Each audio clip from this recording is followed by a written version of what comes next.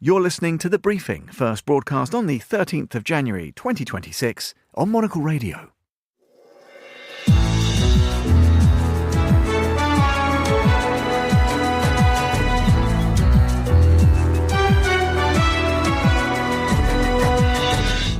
Hello and welcome to The Briefing, broadcasting to you live from Studio One here at Midori House in London. I'm Tom Edwards. Coming up on today's programme, US President Donald Trump is continuing to receive briefings for both military and covert options to address Iran. Monocle's foreign editor will be here with more. Trump's been busy. He's also threatened more tariffs and allegedly also the US Federal Reserve. On Friday, the Department of Justice served the Federal Reserve with grand jury subpoenas, threatening a criminal indictment related to my testimony before the Senate Banking Committee last June. We'll hear more from Patty Cohen on that story a little later. Plus, we'll have an urbanism roundup for you in the company of Monocle's own Carlotta Rebello. That's all ahead right here on The Briefing with me, Tom Edwards.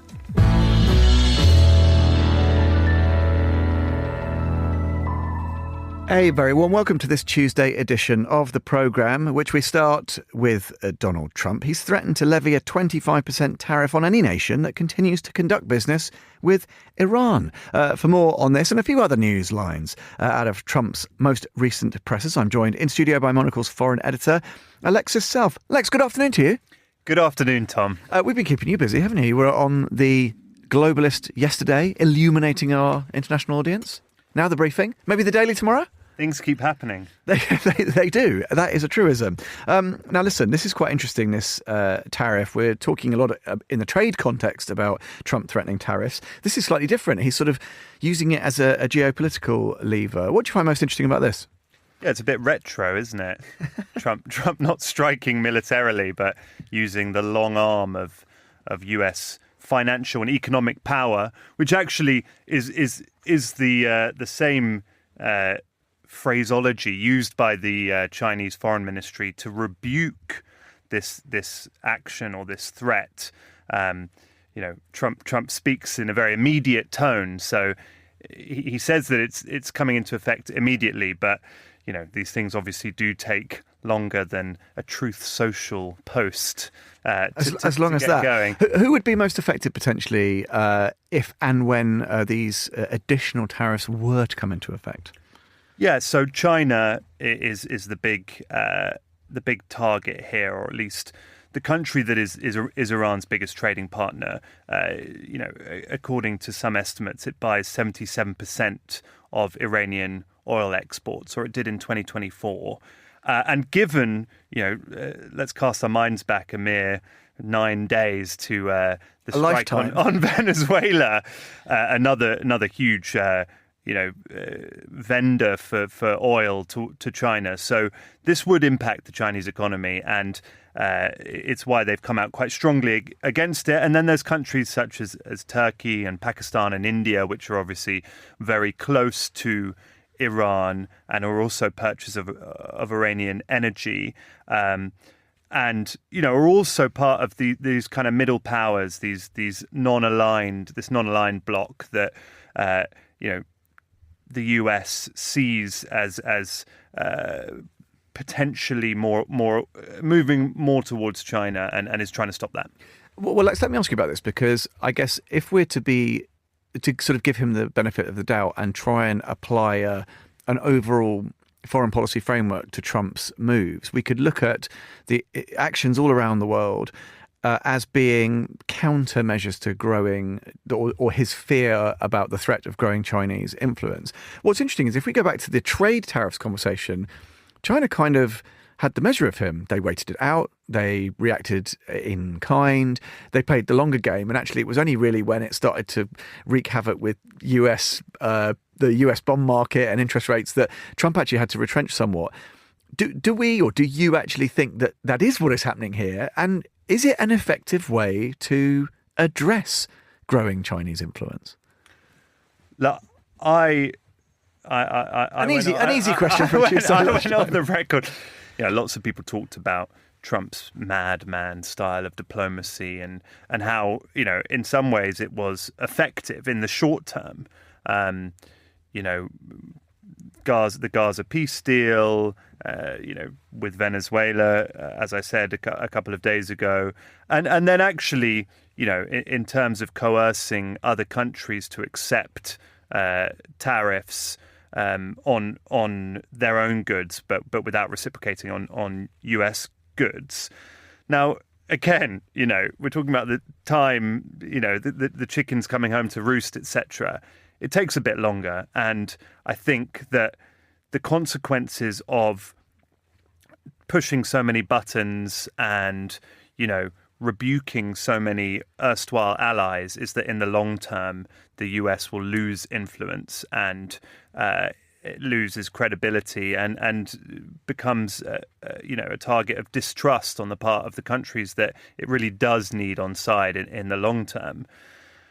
But yeah, in the short term, and when you're looking at a regime such as Iran's, which is in a very precarious position, I think that the problem with the protests is that it's become very easy, it would appear, for all countries, but especially Iran, which has recent experience of this, to suppress dissent in that way. We've seen the internet blackout, and now they're resorting to large scale murder, basically. It does sometimes take, and it's not always from the place that you expect it, but some other external pressure to remove one card in the house of cards and have them all tumbling down. So I guess the US is gambling on concerted pressure in lots of different areas to perhaps try and hasten that collapse.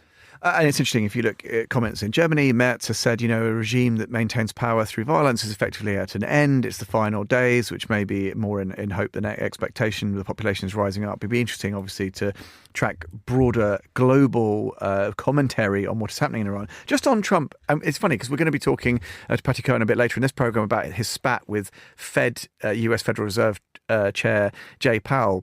And Trump seems to be operating some of these same levers we've seen in the case that you've described. It's like the threat of tariffs, maybe just as a short-term negotiating tactic. With Jay Powell, it's the threat potentially of some kind of criminal sanction, however unrealistic that is. Do you think we're already at a point where maybe he needs to refine some of his strategies because they are going to prove increasingly ineffective if he keeps reaching for these same tools in his toolkit? Yes, of course. A succinct answer. I like it. Yes, as I said, people are, although the Venezuela strike and the strike on Iran last year, the Fordal strike on Iran, were examples of him threatening something and following through with it. There was this acronym that did the rounds last year, TACO, Trump always chickens out, on tariffs. And I think that he's proven that that's not always the case, especially when it comes to foreign policy. It's a bit trickier internally, and especially, with the threats to Greenland, for example, and the influence that Republican lawmakers coming out against that have. And I think perhaps with Jerome Powell as well, he's gone too far. For the Republicans, the central bank and financial independence is sacrosanct. So I think that might be a bit too far. But with Iran, look, we wouldn't be surprised either way, I don't think. So that in itself speaks to the volatility and, his volatility and how difficult it is to read him at the moment. Lex, always great to have your insights. We'll see if we'll get you on the Daily tomorrow. You can complete the trifecta, potentially. That's Monocle's foreign editor, Lex herself, and Lex was mentioning the Federal Reserve. We're going to be talking about that a bit later in the programme. Plenty going on around the world. Let's cross over to our other studio now. Monica Lillis is standing by with the day's other news headlines. Thanks, Tom. Russian forces launched the most intense wave of missile attacks on Ukraine this year, killing 4 and injuring several others. President Zelensky said the strikes caused extensive destruction of residential and civilian infrastructure across the country, including in the capital Kyiv, as well as Dnipro, Kharkiv and Donetsk. The BBC is set to file a motion to dismiss US President Donald Trump's $10 billion lawsuit. The UK's public broadcaster came under fire earlier this year over its editing of a speech that made it appear Mr. Trump directed his supporters to storm the US Capitol on January the 6th, 2021. According to court documents, the BBC claims the Florida court lacks personal jurisdiction over them and the court venue is improper. And Airbus is on course to remain the world's largest plane maker, with deliveries rising 4% to reach 793 aircraft last year. The French company, however, warned of a continued and complex dynamic operating environment following the revision of a deliveries goal last month. Rival Boeing is set to issue its own full-year data on Tuesday. Those are the day's headlines. Back to you, Tom. Thank you very much indeed, Monica. More news coming your way at the top of the next hour, 1300 here in London. As always, let's stay with Donald Trump and finance next. Fed Reserve Chair Jay Powell is under a criminal investigation, with many believing it's a way to coerce Powell into lowering interest rates to President Trump's apparently preferred level. To explain the significance of this, I'm delighted to welcome Patricia Cohen, global economics correspondent at the New York Times. She joins us now. Patty, good afternoon. A nice quiet start to 2026. Was what had been on your bingo card, presumably? It's funny because actually the one of the editors for our morning newsletter had asked me to kind of do a preview of what I thought might happen in the year, and then there was a question about what's the wild card, and I have to say there's been so many wild cards in the last 2 weeks, none of which I had on my bingo card. So.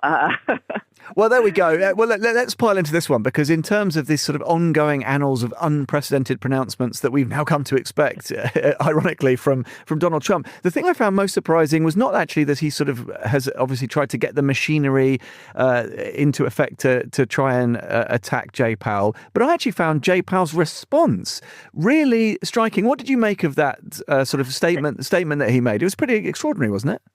Oh, well, it was extraordinary because for two reasons. One, Powell has clearly kind of gone out of his way not to rile Trump and not to really take him on headlong, and has been very kind of quiet. And secondly, which I also think is telling, when another governor, Lisa Cook, was essentially indicted, the Fed really did not come out strong gangbusters to defend her in a way some thought perhaps it should have.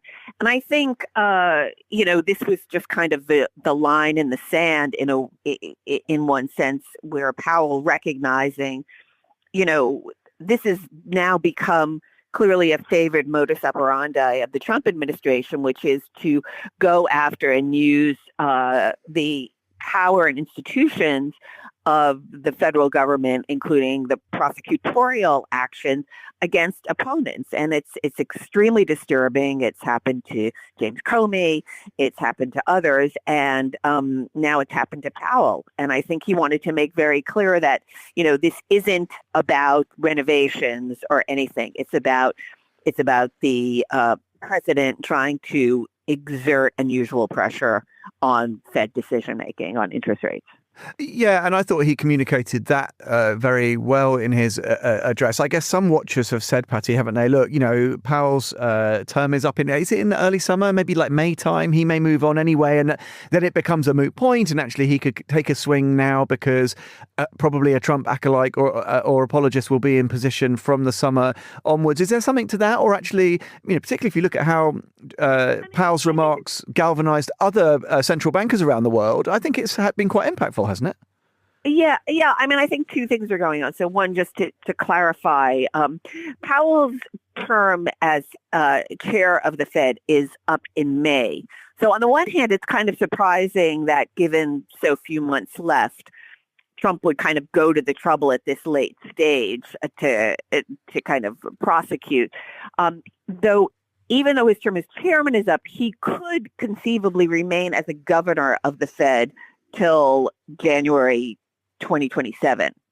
So he would have a position there.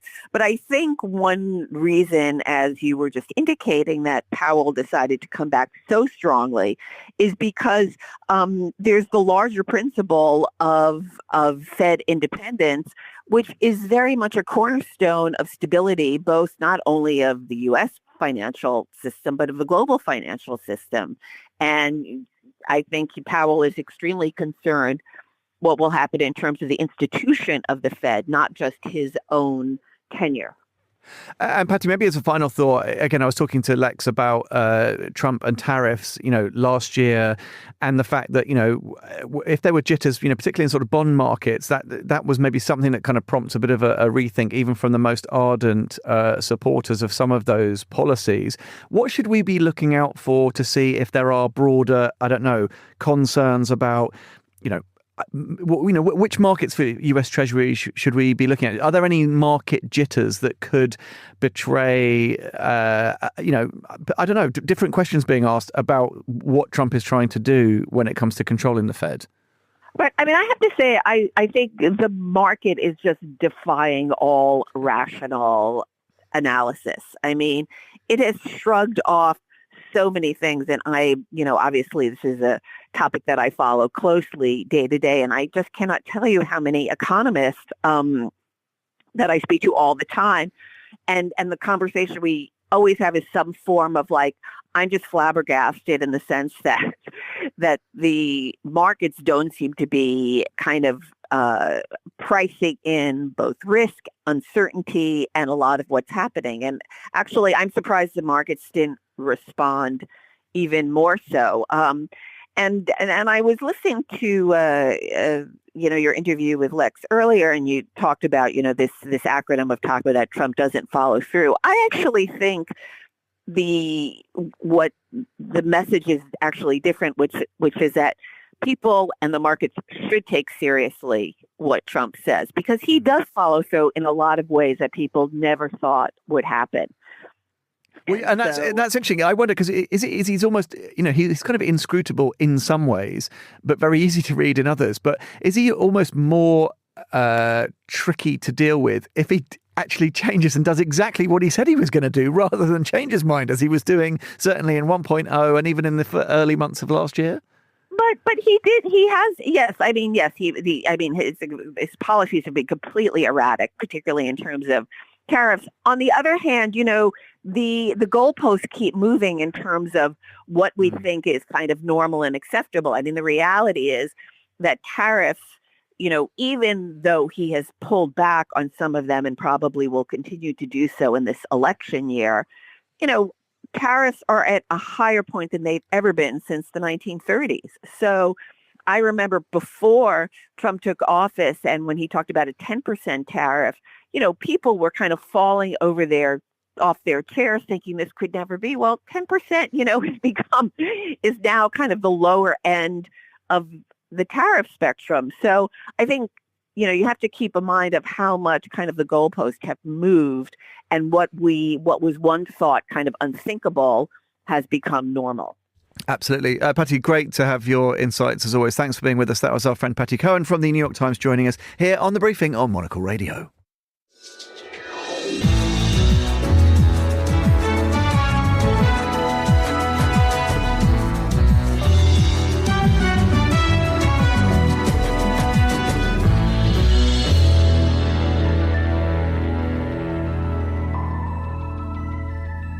It is 18 minutes past midday here in London. This is The Briefing with me, Tom Edwards, and we are going to wrap things up for this edition of the show with something of an urbanism roundup. Long-time producer of The Urbanist, Carlotta Ribello, joins me. Good afternoon, Carlotta. Hi, Tom. How are you?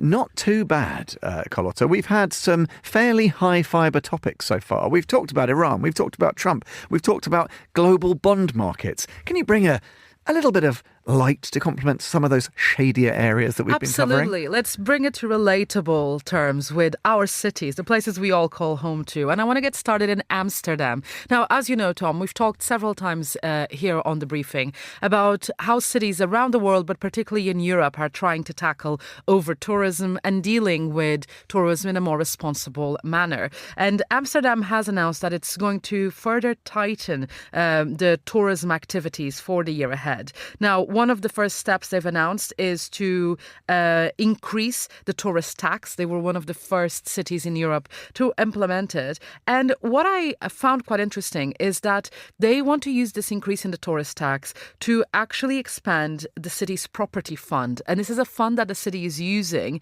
to buy back buildings in the city centre. And with those buildings, then they can use them for affordable housing, for other needs that actually goes back to the residents directly. Now, there's also a new requirement coming in about permit shops in the city, a permit for tourist shops in the city. So there's going to be more requirements on that. And also adding to the existing measures is the fact that residents will have priority when it comes to certain services. So a step towards the right direction. Yeah, interesting story. Now, I guess when cities try to make the best decisions about, complicated and sometimes divisive issues like that, they often need data sets to make better decisions. But what would happen, Carlotta, in the abstract, if cities just said, actually, we don't want to trust the data. Indeed, we might not even collect it. Well, the abstract might not be abstract for much longer, Tom, because that is indeed what Bloomberg City Lab is reporting that is already happening across cities in the United States. This is a really interesting read on America's statistical system and the amount of cancelled surveys, missing data sets, and overall staffing cuts that are now leaving American statisticians with blind spots. Easy for you to say, Carlotta. Yeah, I know, right? With blind spots. But this goes to a really important conversation. We've talked here about the census and, data is crucial for cities and departments to understand the needs, the crunch points, what is working, what is being overfunded, or what actually needs more attention, what has shifted with the addition of funding. And this is impacting everything. This is from, food security to even police misconduct, how schools are faring in a post-pandemic recovery, because we're still collecting that data of students who went through school during the pandemic years and now are readjusting to this hybrid new model of teaching. So it's really crucial to get all these data points to make informed decisions. Now, this is an article that's, kind of showing and highlighting the importance of collecting statistical data. And it is tied with the new administration because this decline has happened since Trump took office nearly a year ago now. It will be a year next week. But a combination of that with shrinking budgets has really taken its toll. Let's keep things on the rails for your last story. I can see what you Cyprus. did there. Yeah, it's very, very elegantly done. Cyprus, not a great railway heritage in recent times, but could things be turning? Well, that is the big hope of UNIFE. UNIFE is the Association of European Rail Industries, and it represents its interests rather. And this is because Cyprus has just taken over the presidency of the Council of Europe for the first time since 1951. And UNIFE has used this opportunity to sort of lobby the presidency to bring back trains to Cyprus. It's been 75 years since they last had any passenger or even freight rail going through the nation. And they're basically arguing how the EU Council presidency could initiate the planning phase for a new rail system. And they're like, if it's difficult to, get the feasibility studies and all of that for passengers, let's start with freight, moving cargo from the port into town, all of that. And now this is part of an ongoing ongoing conversation with Cyprus about bringing back trains. And we are expecting some news in the first half of this year. But interestingly, the mobility package from the European Union already has a bit of space and for this prioritizing railway products across Cyprus. So the combination of that package with the presidency of the council could be actually a bit game-changing. I don't think we'll see trains this year in Cyprus, Tom, but soon. Great infrastructure takes time, Carlotta. Yes, it does. It does. Fascinating roundup. Plenty to mull. Carlotta Rebello, thank you very much, as always, for joining us here on The Briefing. And that is all we have time for on this Tuesday edition of the programme, which was produced by Christy O'Grady. Our researcher was Annalise Maynard, and our studio manager was Lily Austin. My thanks to them, one and all. We'll be back at the same time tomorrow. That's noon here in London. But from me, Tom Edwards, and the Tuesday crew, goodbye and thanks for listening.